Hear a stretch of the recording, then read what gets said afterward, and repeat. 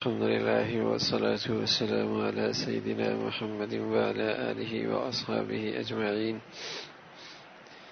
الحمد لله والصلاة والسلام على سيدنا محمد وعلى آله وأصحابه أجمعين. أما بعد،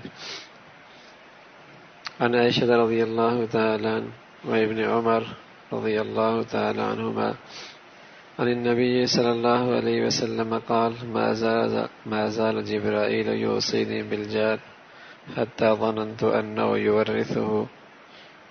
رواه البخاری والمسلم. انسان کا اپنے ماں باپ، اپنے اولاد اور اپنے قریبی رشتہ داروں کے علاوہ ایک مستقل واسطہ اور تعلق ہمسایوں اور پڑوسیوں سے بھی ہوتا ہے، اور اس کی خوشگواری اور ناخوشگواری کا زندگی کا چین اور سکون اور اخلاق کے بناؤ اور بگاڑ کا بڑا اثر پڑتا ہے پڑوسیوں پر اور پڑوسیوں سے.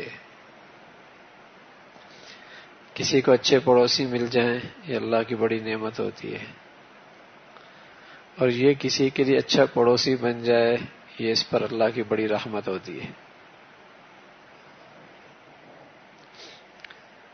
اسے اچھے پڑوسی مل جائیں یہ اللہ کی طرف سے بڑی نعمت ہوتی ہے، اور یہ کسی کے لیے اچھا پڑوسی بن جائے یہ اس پر اللہ کی بڑی رحمت ہے. مسلمان کا پڑوسی مسلمان ہو یا غیر مسلم ہو،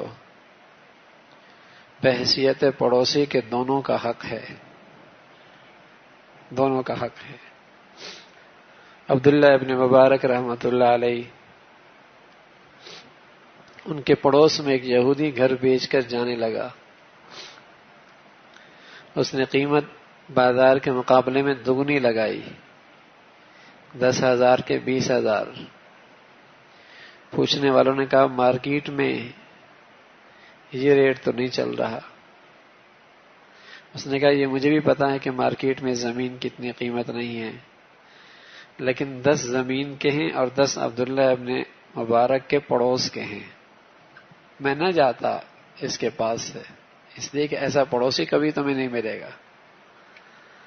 تو یہ زمین مہنگی اس لیے کہ پڑوسی بہت بڑھیا ہے. سبحان اللہ، مسلمان کا کردار بحیثیت پڑوسی کتنا شاندار ہوتا کہ اس کے قریب کی زمینیں مہنگی ہو جاتی تھی. مسلمان جو تھا، مسلمان جب کہتا ہے نا السلام علیکم تو یہ اعلان کرتا ہے کہ تجھ کو میری ذات سے اب سلامتی ہی سلامتی ہے. اب تیری جان، تیری عزت، تیرا آبرو سب کچھ میری ذات سے محفوظ ہو گیا، سلامتی تجھے مل گئی. یہ اسلام تھا. المسلم من سلم المسلمون من لسانه ویدہ. مسلمان وہ جس کے ہاتھ پاؤں سے دوسروں کو تکلیف نہ ہو. یہ مطلب نہیں کہ ہاتھ پاؤں سے علاوہ تکلیف دیتا رہے، مطلب یہ تھا کہ عام طور پہ تکلیف کی شکلیں انہی سے ہوتی ہیں. مطلب یہ کہ مسلمان ہوتا ہی وہی ہے جس سے دوسروں کو تکلیف نہ پہنچے. والجار ذی القربى والجار الجنب والصاحب بالجنب، یہ سارے پڑوسی ہیں. والجار ذی القربى والجار الجنب والصاحب بالجنب، یہ سارے پڑوسی ہیں. قریب کا پڑوسی، دور کا پڑوسی، والصاحب بالجنب تیرا ساتھ والا، صف میں کھڑا ہے، محفل میں بیٹھا ہے، دوران سفر تیرے ساتھ سیٹ میں ہے، ایئرپورٹ پہ تیرے ساتھ بیٹھ گیا ہے. والصاحب بالجنب، ان کے حقوق بتائے اسلام نے خاص طور. والجار ذی القربى والجار الجنب والصاحب، یہ سارے پڑوسوں کی مختلف شکلیں، قریب کا پڑوسی، دور کا پڑوسی اور ساتھ بیٹھنے والا. دفتر میں ساتھ بیٹھا ہے، دکان میں ساتھ بیٹھا ہے، سفر میں ساتھ بیٹھا ہے، ایئرپورٹ پہ ساتھ بیٹھا ہے، محفل میں ساتھ بیٹھا ہے، ارے مسجد میں صف میں ساتھ بیٹھا ہے. ان کے حقوق ہیں. کوئی میرے کسی طرز عمل سے انہیں تکلیف نہ ہو. مسلمان اما عائشہ رضی اللہ تعالیٰ فرماتی ہیں کہ حضور علیہ الصلوۃ والسلام نے فرمایا کہ اللہ کا رسول حضور علیہ الصلوۃ والسلام نے فرمایا کہ جبرائیل نے میرے پاس بار بار آ کر پڑوسیوں کے بارے میں اتنے حقوق بتلائے اور ان کی اتنی اہمیت اور عظمت بتائی کہ مجھے یہ اندیشہ ہونے لگا کہ ایسا نہ ہو کہ وراثت میں وہ وارث بھی بن جائے. حتی ظننت انہ سیورثہ، مجھے خیال ہوا کہ ایسا نہ ہو کہ کوئی حکم آ جائے کہ یہ وراثت میں بھی حقدار ہوگا پڑوسی. سبحان اللہ. تو اچھا پڑوسی بڑی نعمت، اور اچھا پڑوسی ثابت ہونا یہ علامت ہے کہ اس پر اللہ کی بڑی رحمت ہے، اس پر اللہ کی بڑی رحمت ہے. اس لیے رسول اللہ صلی اللہ علیہ وسلم نے فرمایا کہ ایمان کا تقاضا یہ ہے کہ آدمی پڑوسی میں اچھا پڑوسی بن کے دکھائے، اچھا ہمسایہ بن کے دکھائے. فرمایا من کان یؤمن باللہ والیوم الآخر فلیکرم جارہ ومن کان یؤمن باللہ والیوم الآخر فلیکرم ضیفہ ومن کان یؤمن باللہ والیوم الآخر فلیقل خیرا او لیصمت. فرمایا جو شخص اللہ پر اور آخرت پر ایمان لاتا ہے اسے چاہیے کہ وہ اپنے پڑوسی کی عزت اور خیال کرے. جو اللہ پر اور آخرت پر ایمان لاتا ہے وہ اپنے مہمان کا خیال رکھے. جو اللہ پر اور آخرت پر ایمان لاتا ہے اچھی بات کہے یا خاموش رہے. تو ایمان کا لازمہ اور ایمان کا تقاضا بتایا کہ وہ پڑوسی کے ساتھ اچھا معاملہ کرتا، اس کو میری ذات سے تکلیف نہ ہو. حضور علیہ الصلوۃ والسلام نے فرمایا واللہ لا یؤمن واللہ لا یؤمن واللہ لا یؤمن. قیل یا رسول اللہ من؟ قال الذی لا یأمن جارہ بوائقہ. حضور نے 3 مرتبہ قسم کھا کے فرمایا قسم خدا کی وہ مومن نہیں. پھر فرمایا وہ قسم خدا کی مومن نہیں. پھر فرمایا قسم خدا کی وہ مومن نہیں. کہ یا رسول اللہ کون؟ فرمایا وہ جس کی تکالیف سے اس کا پڑوسی محفوظ نہ ہو، جس کی شرارتوں سے اس کا پڑوسی محفوظ نہ ہو. یہ موذی بنا ہوا اس کی. 3 مرتبہ قسم کھائیے کہ یہ ایمان کیسا ہے کہ اس کا ہمسایہ اس سے تکلیف میں ہے. آپ علیہ الصلوۃ والسلام نے فرمایا لا يدخل الجنۃ من لا یأمن جارہ بوائقہ. ہرگز وہ شخص جنت میں داخل نہیں ہوگا جس کا پڑوسی اس کے شر سے محفوظ نہیں. بلکہ آج کا انسان تو فرض سمجھتا ہے کہ پڑوس کو تکلیف ضرور پہنچانی ہے.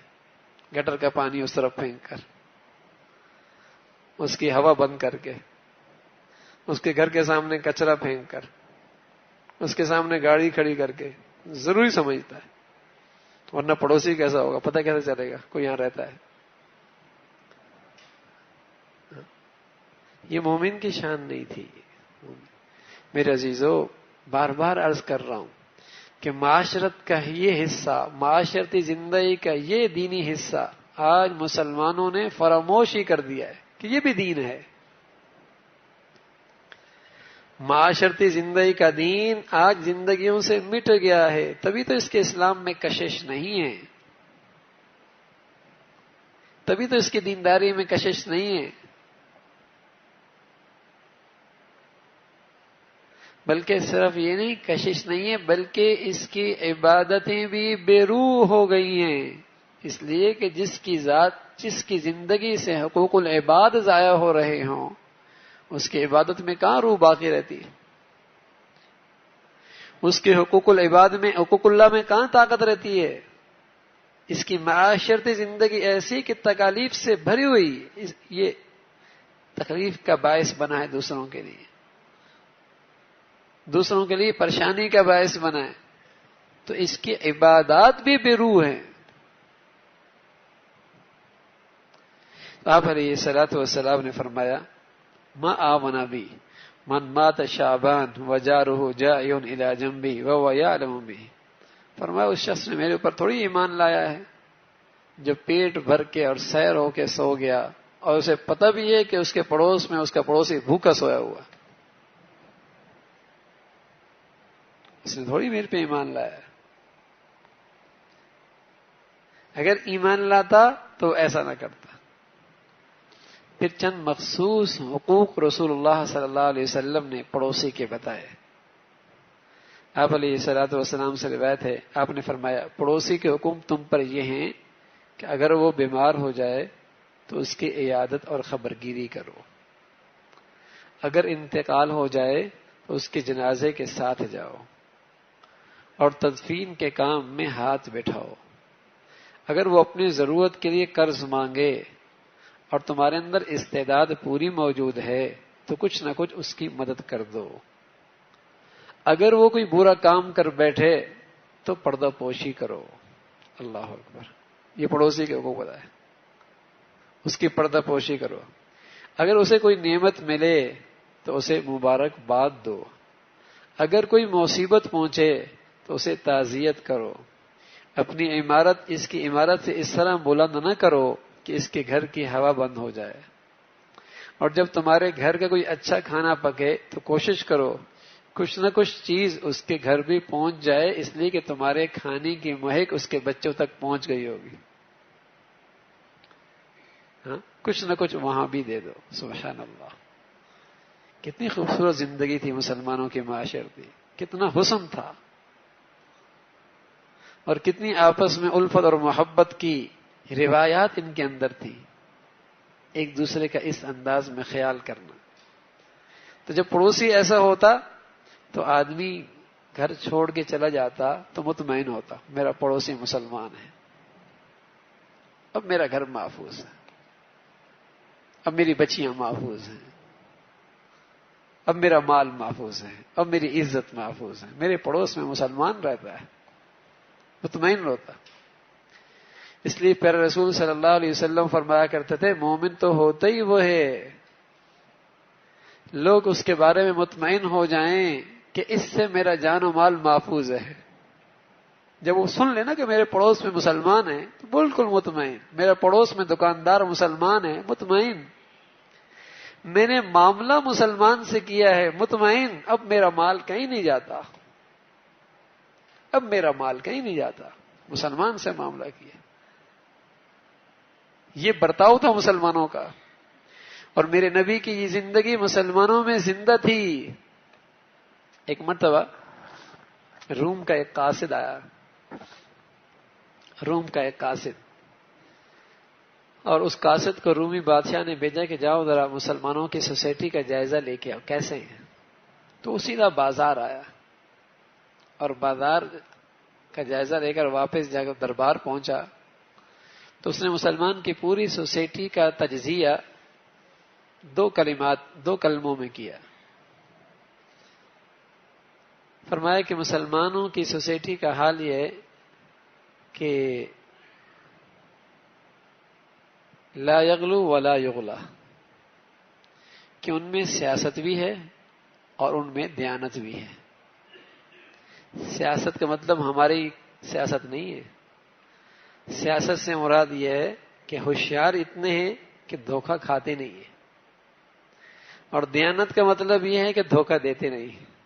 لا یغلو ولا یغلا، کہ ان میں سیاست بھی ہے کہ دھوکہ کھاتے نہیں ہیں، اور ولا یغلا، نہ دھوکہ کھاتے ہیں، ولا یغلو، اور نہ دھوکہ دیتے ہیں، دیانت بھی ہے اور سیاست بھی ہے۔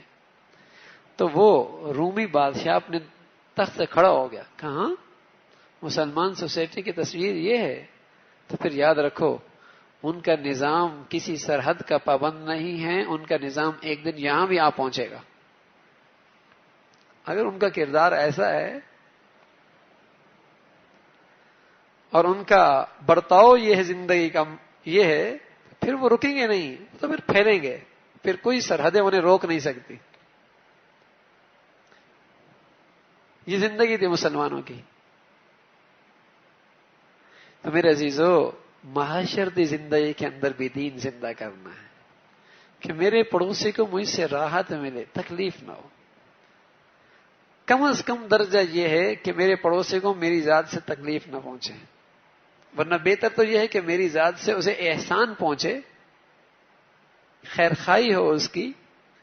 لیکن آخری درجہ یہ ہے کہ میری ذات سے میرے پڑوسی کو تکلیف نہ پہنچے، میرے پاس والے کو میری ذات سے تکلیف نہ پہنچے. تو یہ بھی دین کا حصہ ہے، یہ بھی دین ہے، یہ معاشرتی زندگی بھی دین کا بڑا حصہ ہے.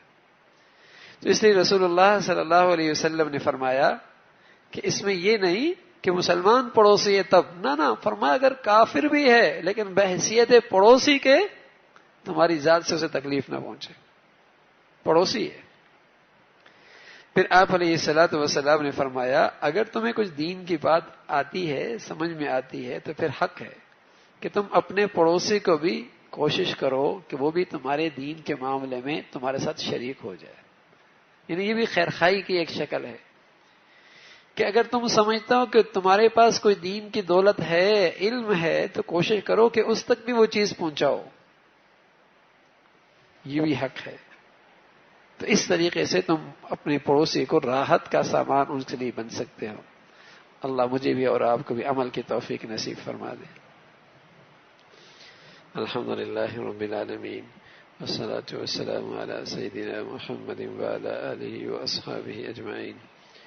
اللهم لك الحمد كله ولك الشكر كله، اللهم لك الحمد كله ولك الشكر كله.